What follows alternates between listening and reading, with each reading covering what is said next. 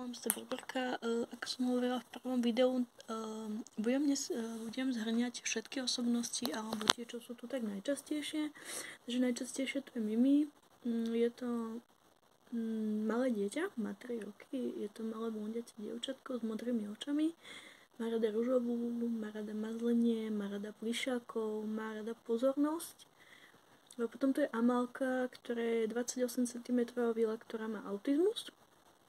Potom je tu Vicky, ktorá je upír, síce nemá rada krv, ale má rada surové mäso. Potom tu je Rozárka, to je 2-mesačná morská panna. Morské pani teda podľa Rozárky rozprávajú od 1 mesiaca, je celkom veľká. Chcela by si nájsť nejakých kamarátov. Potom sú tu aj dospelé, je tu Ľudská, ktorá má 28 rokov a snaží sa mi hlavne pomáhať.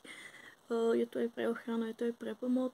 Potom tu je Gabča, ktorá má 28 rokov, je Češka a tiež sa mi snaží pomôcť. Je tu Klárka, ktorá je podobná ako ja, len má teda má 19 rokov ako ja, ale je Češka, takisto ako Gabča, takisto ako Gabča je podobná ako Ľudská, len tam je tá čeština, ako medzi toho rozoznáte Gabču a no mňa medzi Ľudskou asi nerozoznáte, iba keď sa predstaví, lebo Ľudská je totálne ako ja. Tá je teda blondinka, Gabča má hnedé vlasy a potom tu je Sofie, ktorá je taká trošku osobnosť, nadržanejšia osobnosť. Potom tu je Sonia, ktorá má 26 rokov a je to taká skôr ochranárska osobnosť. Potom tu je Klaudia, ktorá má 32 rokov a je taká bojazlivejšia, taká bojí sa ísť do veci. Potom tu je Katka, ktorá má 22 rokov a bojí sa ísť tiež do veci.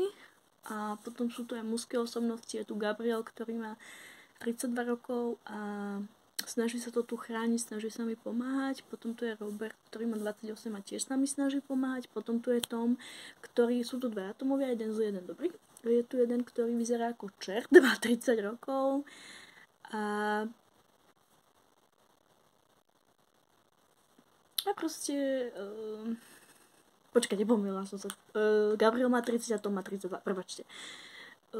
Tom má 32 a vyzerá mlado, ale má teda rohy, vyzerá tak ako taký diabol, ale fakt je to napomocný. Potom tu je Tom, ktorý vyzerá normálne, ale je strašne majetnícky, to by mám pre seba.